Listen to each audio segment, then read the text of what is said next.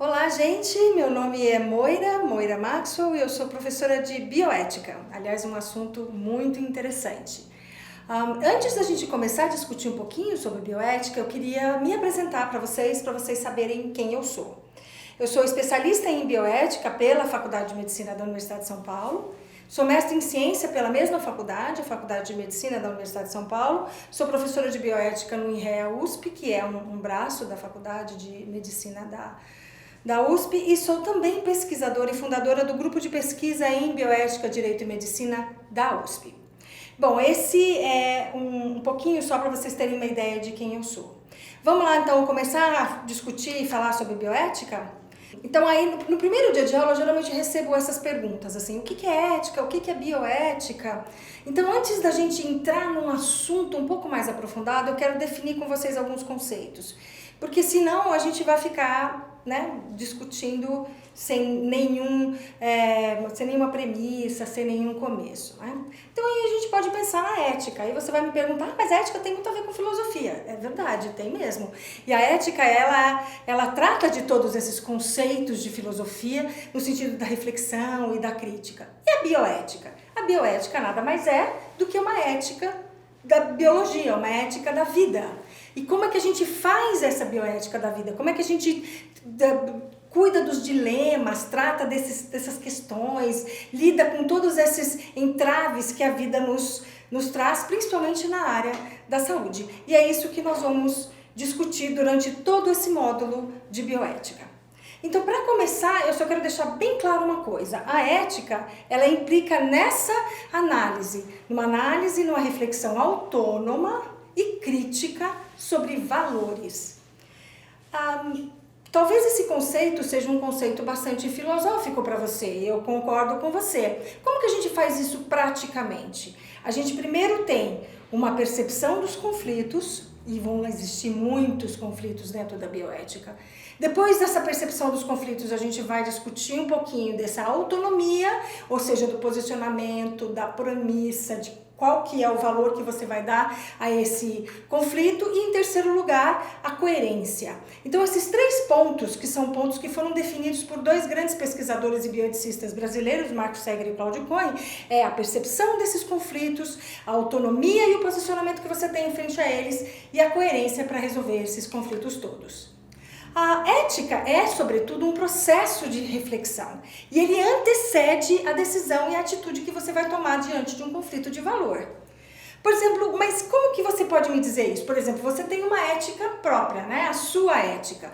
Então, por exemplo, a sua ética define-se que uma pessoa, uma enfermeira ou alguém da área da saúde ou um médico, por exemplo, pode não gostar de alguma atitude que está acontecendo dentro do hospital, e a ética do outro é a ética que fala, não, mas essa atitude que esse médico está tomando, ou que essa enfermeira está tomando, ou fisioterapeuta, ou qualquer outra pessoa dentro dessa área do hospitalar, ela não implica em nada, tá tudo certo para mim, não me incomoda. E você começa a perceber que existem essas diferentes éticas e diferentes maneiras de se começar um conflito ou se definir um conflito, até mesmo achar uma solução para esse conflito. E é dessas semelhanças e dessas diferenças que surgirá, então, uma ética nas relações humanas, uma ética que a gente pode dizer, então, que é a bioética. A bioética tem vários caminhos, ela tem vários conflitos, ela tem várias vertentes. Uma delas, a gente pode começar, só para dar um exemplo, é o transplante. Vocês estão vendo aí no slide que está logo atrás de mim, que tem uma fotinha de duas pessoas, né, duas moças, e essa é uma moça bastante famosa, uma cantora famosa aí, ela se chama Selena Gomez, e ela em 2017 sofreu um transplante renal. Ela fez um transplante renal. E ela fez um transplante em vivo, quer dizer, a doadora dela, a doadora do rim, era também uma amiga dela.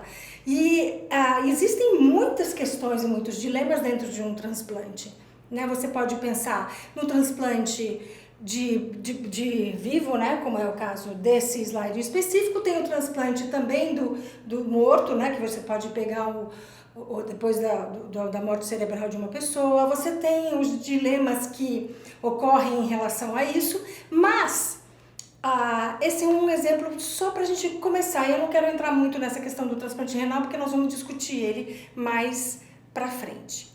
A bioética, enquanto área do conhecimento, ela tornou-se um espaço de reflexão e de diálogo entre as diversas especialidades do conhecimento científico, examinando à luz dos valores e dos princípios morais. É interessante essa frase, porque, inclusive, essa frase ela é bem definida no próprio dicionário de bioética, em 2001, como um fenômeno cultural. Então, a bioética é um fenômeno cultural, ela emerge da exigência no seio de uma sociedade contemporânea.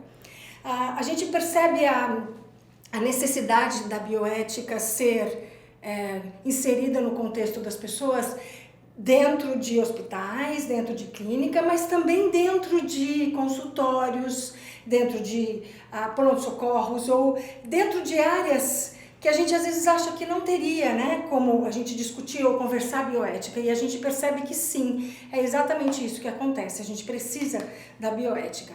Mas como que surgiu a bioética? Da onde veio isso? Por que isso começou? A gente pode dar um exemplo bem claro disso no começo do século passado. Você também está vendo o slide aqui atrás de mim, e você está vendo aí duas fotos, né? Essas fotos são de experimentações que foram feitas em seres humanos na Segunda Guerra Mundial. São duas experimentações, né? Esse aqui, especificamente, está experimentando nesse senhor a questão da altitude, até quando um ser humano, uma pessoa poderia aguentar a altitude de um avião ou de uma carga que poderia subir, né, junto com o piloto. Então eles estão fazendo esses testes nesses prisioneiros de campos de concentração. Continuando na mesma situação, esse é um outro experimento onde era injetado nessa pessoa várias coisas diferentes, e para experimentar, para ver qual que era o antibiótico que servia para cada coisa, ou se o antibiótico servia para isso, ou coisas nesse sentido. E mais uma terceira acontecendo também nos campos de concentração. Isso aí é um experimento com relação à hipotermia, né? Então você abaixava bem, colocava esse prisioneiro dentro de um tanque de água gelada e experimentava e via qual que era a reação que essa pessoa teria em relação à hipotermia. O mais interessante de tudo isso, no sentido bem negativo, é que você pode perceber por essa foto que está acontecendo que existia um envolvimento. Quer dizer, por mais absurdo e desconexo que é o campo de concentração e esses testes sendo feitos, essas experimentações sendo feitas nas pessoas, existia um envolvimento dessas pessoas. Você pode ver aí pela foto, né, a quantidade de pessoas que, de uma certa forma, estavam envolvidas nesse processo todo dessa experimentação ou desse processo todo que estava acontecendo, né? Quer dizer, onde que estava a questão bioética no meio de toda essa tragédia? Muito bem, não é só isso que aconteceu no começo e meados do século passado, né? A gente também tem um outro fato bastante que chamou muita atenção nos Estados Unidos, nos anos de 30 até os anos 70. Aí vocês estão vendo também pelo slide que está sendo apresentado, em Tuskegee, é uma cidade pequenininha no Alabama, num estado americano. Durante 40 anos, 400 homens negros com sífilis ficaram sem tratamento para que os médicos e os pesquisadores pudessem estudar a história natural da doença, né? Isso aconteceu de 1932 até 1972, quando foi então exposto pelo jornal, como vocês estão vendo aí, e aí então esse experimento acabou. Mas de 1932 até 1972 foi estudado a sífilis, fazendo uma experimentação em ser humano. Quer dizer, o que a gente sabe hoje de sífilis envolve esse conhecimento. Mas aí o que aconteceu então em meados do século passado? Como que essa bioética então foi sendo construída como uma área de conhecimento? Depois da Segunda Guerra, em 1947, a gente teve o julgamento de Nuremberg, onde teve, né, todo aquele o julgamento de todos aquelas médicos, enfermeiros, pessoas envolvidas em experimentação de seres humanos, mas surgiu nesse contexto um código que é chamado de Código ou de Declaração de Nuremberg. Ele foi escrito então em 1947. Nesse código, nessa declaração, ele define as normas de experimentação em seres humanos. Porque todo mundo ficou bastante chocado com o que tinha acontecido, né, no começo do século passado, no meio dessas duas grandes guerras e todas essas coisas acontecendo, então se surgiu isso. E nessa declaração, então, nesse código de Nuremberg, 5 coisas foram definidas e decididas. Depois dessas coisas todas que aconteceram em meados ou no começo do século passado, da Primeira Guerra Mundial, da Segunda Guerra Mundial, de toda aquela questão que eu estava falando para vocês, que acontecia com muita naturalidade, experimentação em seres humanos. Logo depois da guerra, em 1940, a guerra acabou em 45, 46 e 47 foi aquele julgamento de Nuremberg, e onde essas pessoas foram, nesse julgamento, julgadas, né, e condenadas pelas suas atitudes e atos no decorrer da Segunda Grande Guerra e as consequências que isso trouxe para as pessoas de modo geral. Com relação a esse julgamento, um código ou uma declaração foi construída e ela foi então publicada e definida em 1947. E nessa declaração e nesse código, 5 coisas foram decididas e foram assinadas pelos países envolvidos, né? Então, ela define normas de experimentação em seres humanos. E essas normas são até hoje seguidas da maneira como elas são escritas. O primeiro, o consentimento livre e esclarecido do sujeito de pesquisa. Isso é muito importante e isso existe até hoje na hora de fazer uma pesquisa com seres humanos, né? A experimentação em animal precedendo a experimentação em seres humanos. Esse também tem bioética envolvida nisso e a gente também pode discutir sobre isso e vai discutir sobre isso mais tarde. A ausência de risco, ou seja, uma experimentação que tenha risco, ela não pode ser feita em ser humano. A qualificação do experimentador ou a qualificação do pesquisador e a interrupção do experimento a qualquer momento dos ensaios. Então, em qualquer momento, se há um risco, se acontece alguma coisa, esse experimento é, então, suspenso, interrompido. Esse código de Nuremberg, que foi extremamente importante, e vocês aqui atrás de mim estão vendo o slide de uma foto tirada na época, né? E o interessante é porque isso teve muitas preocupações, houve muito consenso, muita preocupação, muita discussão em relação ao que tinha acontecido no começo do século passado e todas as questões que envolviam a bioética. Muito bem, em 1947, então, o Código de Nuremberg surgiu. Mas não ficou só nisso, né? A OMS, a Organização Mundial de Saúde, então, definiu a ONU, a Organização das Nações Unidas, a ONU, em 1948, mais especificamente no dia 10 de dezembro de 48, ele cria e escreve uma Declaração Universal dos Direitos Humanos. E que essa Declaração Universal dos Direitos Humanos, ela delineia os direitos básicos do ser humano. E ela foi adotada pela OMS, que é a Organização Mundial de Saúde. Então, a ONU em 48, então, o Código de Nuremberg em 47 e a ONU em 48 criam, escrevem, delineiam e discutem e chegam à conclusão sobre essas experimentações e o modo como isso deveria acontecer com as pessoas. Atrás de mim, a foto que está aparecendo é a foto da secretária mostrando o primeiro, né? A primeira publicação. São 30 códigos que estão nessa Declaração Universal dos Direitos Humanos. A bioética, ela tem esse valor, ela tem essa iniciativa de tentar fazer com que as pessoas reflitam. Por que ela tem isso? Porque uma pessoa não nasce ética, né? Ela nasce dentro de uma sociedade e nessa sociedade você já tem os códigos estabelecidos, né? O homem é um ser biológico ele é produto da natureza e ele é um ser social, produto da cultura e da sociedade onde ele mora.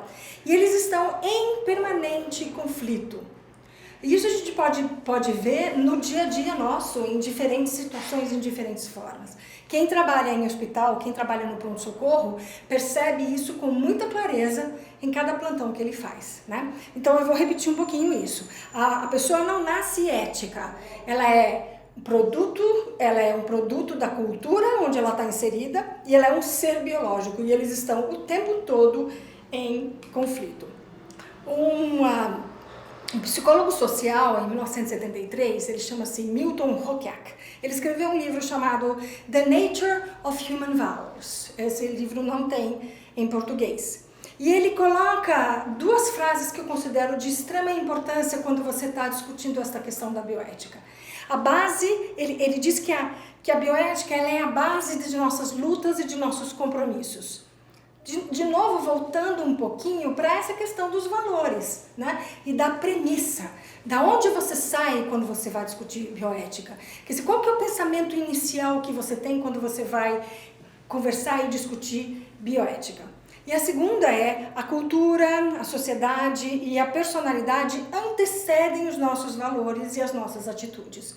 Quer dizer, aonde a gente está inserido, né?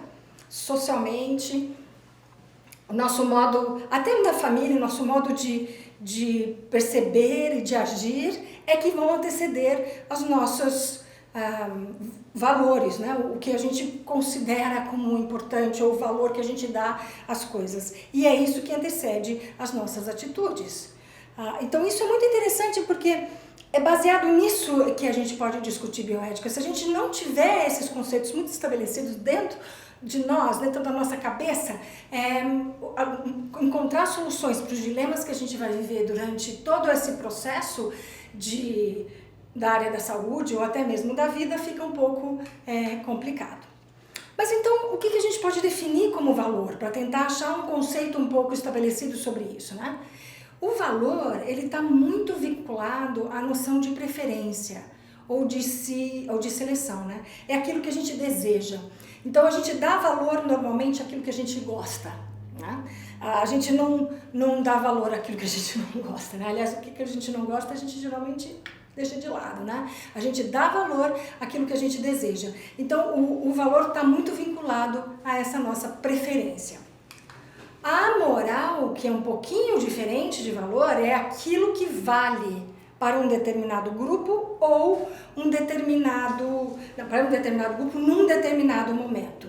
E isso é muito importante da gente entender, porque o valor é aquilo que a gente deseja individualmente. A moral, ele é aquilo que vale, é aquilo que é. Então, ele é determinado por um grupo para um determinado momento. É um sistema de valores discutido, né? Que resulta em norma que é considerada correta para uma determinada sociedade ou grupo. E ela tem como finalidade ordenar direitos e deveres do indivíduo e da sociedade. Então, a moral é uma coisa que já está estabelecida.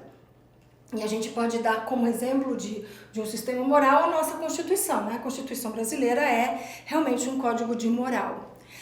Nós vamos discutir mais para frente a questão dos códigos de ética dos profissionais da área da saúde e nós vamos ver como isso é uma coisa que é estabelecida e como isso é atualizado, como isso é visto. Mas eu quero deixar bem claro nesse começo, nesse início, o que significa essa moral. Então a moral é uma coisa que já existe, ela já tem, quando a gente nasce já existem códigos de ética estabelecidos.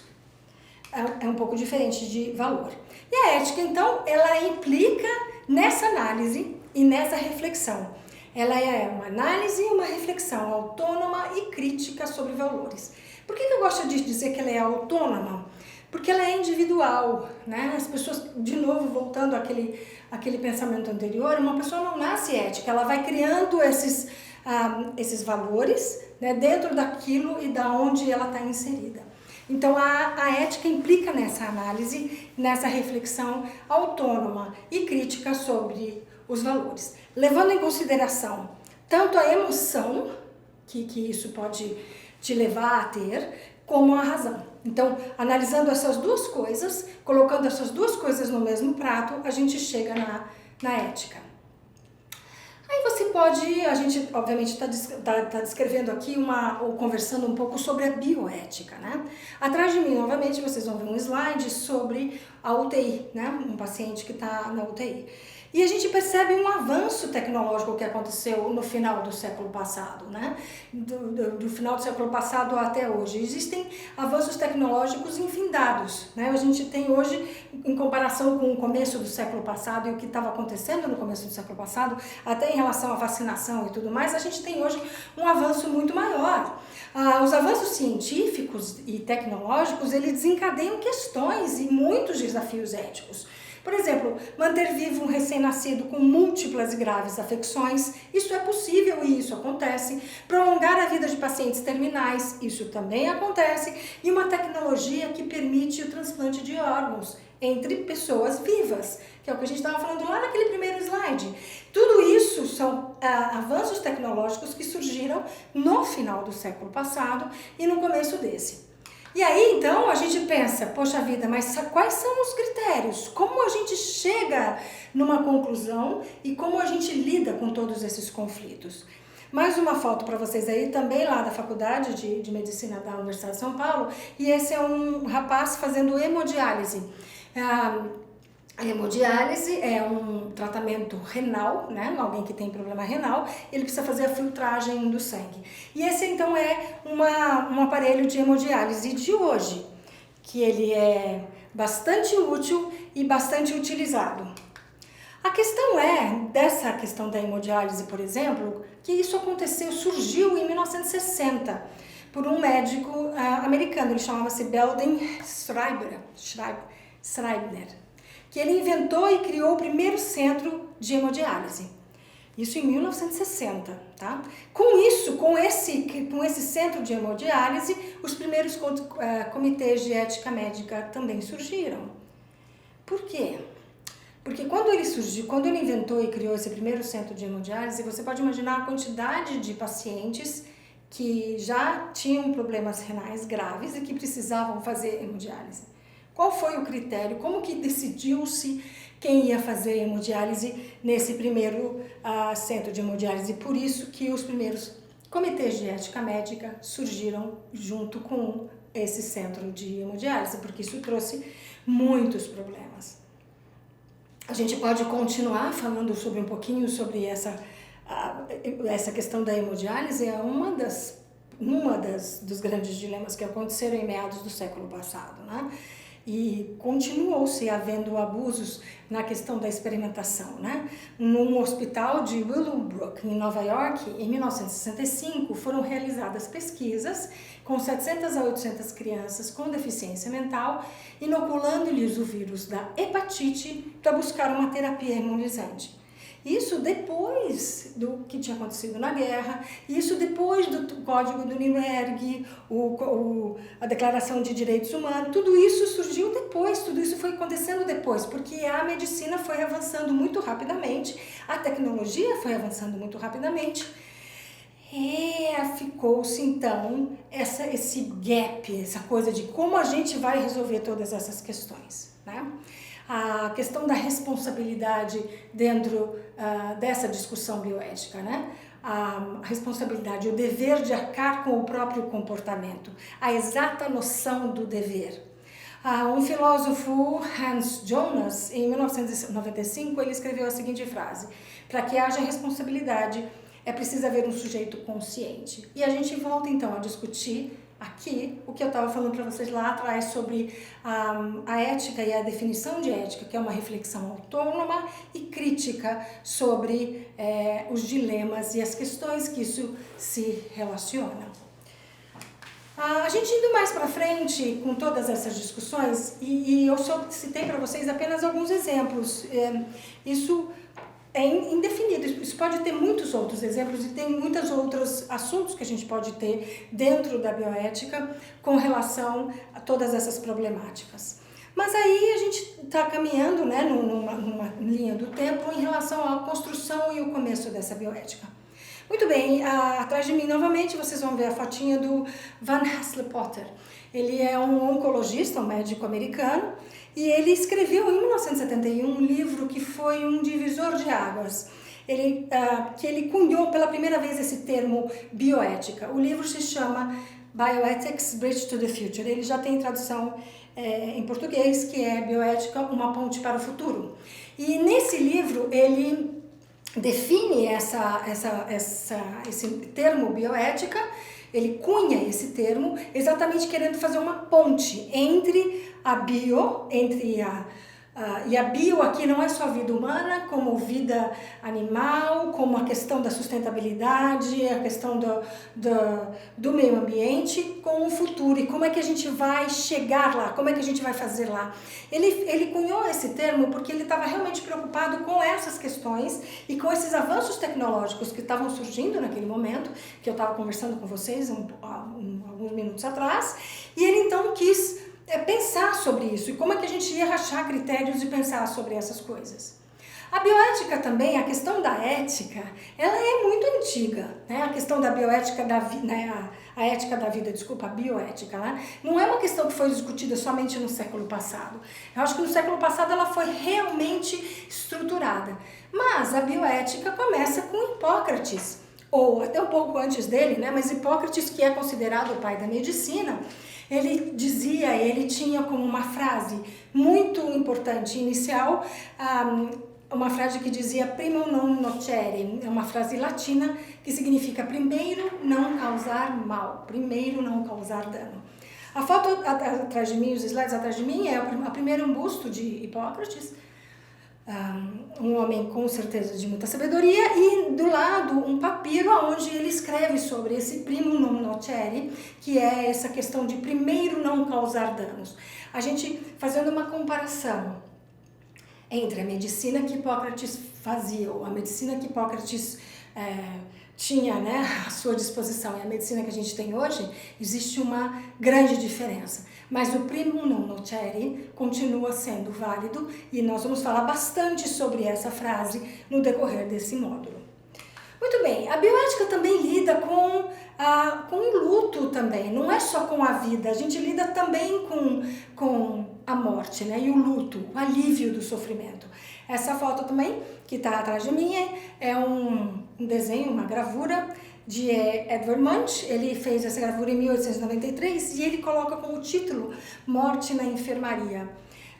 Eu acho muito interessante essa gravura, muito bonita, porque ela expressa exatamente o que é o luto, né? Então você vê uma pessoa, né, na cama, e ele então as pessoas que estão em volta dele estão em luto, né? E cada uma dessas pessoas reage de uma forma diferente à própria morte, né? Primeiro, está cercado de pessoas. Segundo, as reações que cada uma dessas pessoas tem em relação à morte. E isso também é uma discussão bioética, isso também é uma questão que a gente pode discutir, principalmente quando a gente lida com cuidados paliativos e com o sofrimento, a tanatologia de modo geral. E a bioética, então, eu termino esse primeiro capítulo, capítulo desse módulo, descrevendo para vocês uma frase de um pesquisador e de um bioeticista importante brasileiro, né? A bioética se apresenta nessa tentativa de aprender e compreender o verdadeiro significado do novo, capacitando-nos a uma possível adaptação. Ela nos permite expressar o nosso pensamento ético, o que nos possibilita encontrar consensos de qual será o comportamento moral mais adequado frente a uma determinada questão. Entendo que esses sejam os motivos de que como deveríamos perceber, pensar e agir sob a égide da bioética. O que vai acontecer agora, gente, é uma entrevista com esse professor, o professor Dr. Cláudio Cohen, e ele define bastante, ele cita bastante exemplos sobre essa questão de moral, de ética, de valor, de eticidade, que eu acho que vale muito, muito a pena a gente ouvir. Para vocês terem uma ideia, quando se iniciou o conceito ou a ideia de fazer transplante de fígado, nós tivemos que mudar um valor. Qual valor foi esse que nós tivemos que mudar? O conceito de morte. Quando eu estudei medicina, eu acendia um atestado de óbito e dizia que um paciente meu tinha morrido com a parada cardiorrespiratória. Ou seja, vejam aí que eu já estou dizendo o modelo greco-romano do coração. Se o coração parava, eu podia dizer que o indivíduo morreu. O que aconteceu com esse avanço tecnológico é que quando o coração parava, o fígado já não podia ser mais transplantado. Então, em Harvard, nos anos 80, se reuniu um grupo de cientistas e falaram, não, a morte não é mais a parada cardiorrespiratória, a morte é cerebral. Não sei se vocês entendem que eu estou falando de um conceito, de um valor que para todos nós é claro, e quando vocês veem alguém e dizem, este é uma pessoa morta, esta está morta, se estende um atestado de óbito e tudo mais, mas de repente isso já não, esse valor já não existe mais. Eu preciso de um novo valor. Então eu preciso um critério para dizer o que é a morte encefálica e a morte cerebral. Esse conceito é revolucionário e ainda não está aceito por toda a sociedade, por mais que até o Papa aceita que hoje em dia a pessoa está morta com a morte encefálica. Mas quando qualquer um de nós chega num hospital e vem um médico e diz, olha, nós queremos fazer um transplante de fígado, e a pessoa vê seu parente lá respirando com respiração artificial, você fala, mas ele está respirando. Aí você fala, não. Mas eu vou andar um pouco mais disso para não ficar só nessa ideia. Então, o que o transplante de fígado fez? Fez com que nós mudássemos um conceito, o conceito de morte. Mas ele fez mais do que isso. De repente, se começou a fazer transplante do morto para o vivo, do fígado, até que no Japão, que eles têm o budismo como filosofia, como religião, e eles falaram, nós budistas não aceitamos nada do morto. E então não se pôde fazer transplante de fígado no Japão. O que aconteceu? Começou, a ciência evoluiu e lá se faz, e hoje em dia no mundo inteiro se faz, transplante intervivos, ou seja, se retira um pedaço do fígado de uma pessoa viva e se transplanta em outra. Então, aí vocês veem como a religião também influenciou a ciência. É um fato comum na maioria das culturas que a morte defina a vida. O modo de viver tem a ver com o valor que se dá para o após a vida. Entre os egípcios havia vida após a morte e a alma viveria num corpo, por isso a mumificação. Para os povos da Mesopotâmia, o corpo era feito de argila para servir aos deuses até a morte, que era o fim definitivo. No hinduísmo, a vida cessa quando o prana, o sopro vital, abandona o corpo. A partir de então, o espírito passa por uma série de renascimentos até a iluminação definitiva. No Islã, a vontade de Alá é que determina o tempo e o modo de vida de cada um e seu destino pós-morte.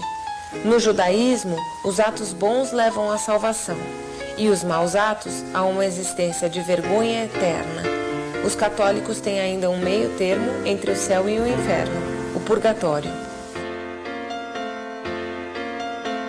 Os valores são compostos de tudo aquilo que atende às nossas necessidades, de acordo com padrões morais e padrões éticos. A psicanálise não vai se ocupar destes padrões morais, somente naquilo que angustia o indivíduo, mas a psicanálise não vai traduzir, não vai transmitir valores morais. A questão dos valores morais diz muito mais respeito à religião. E é importante que se diga que uma certa religiosidade está sempre presente em cada um de nós. Acreditemos ou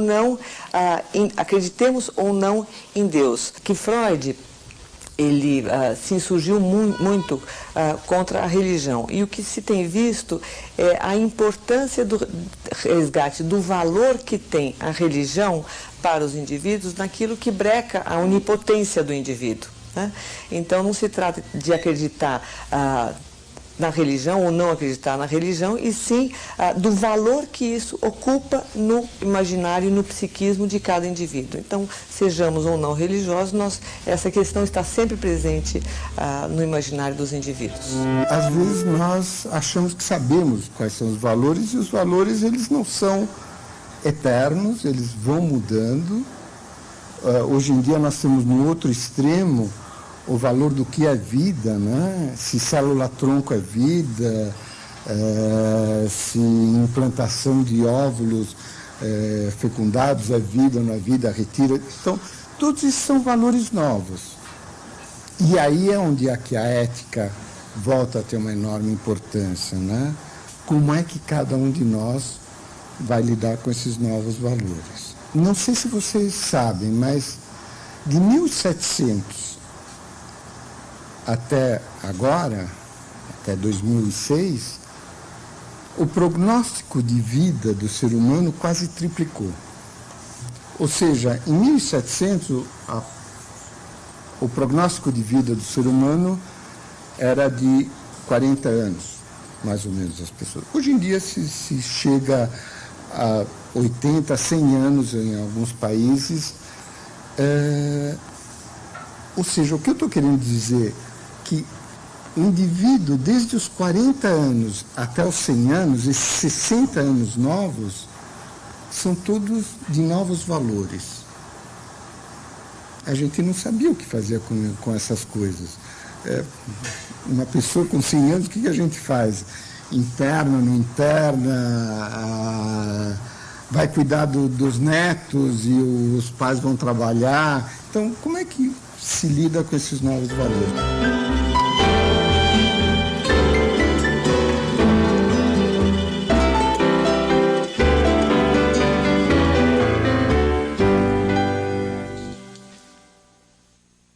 A palavra grega ethos significava costume e caráter. Sócrates considerou a ética o problema filosófico central. Nas praças de Atenas, ele fazia os cidadãos refletirem sobre o sentido dos costumes em voga, sobre o bem e a virtude. Com isso, a ética não eram regras de comportamento, mas o despertar do sujeito ético-moral que ganhava consciência do seu agir. Esse sentido original da ética se perde muitas vezes com o uso corriqueiro da expressão, e com isso perde também o seu sentido.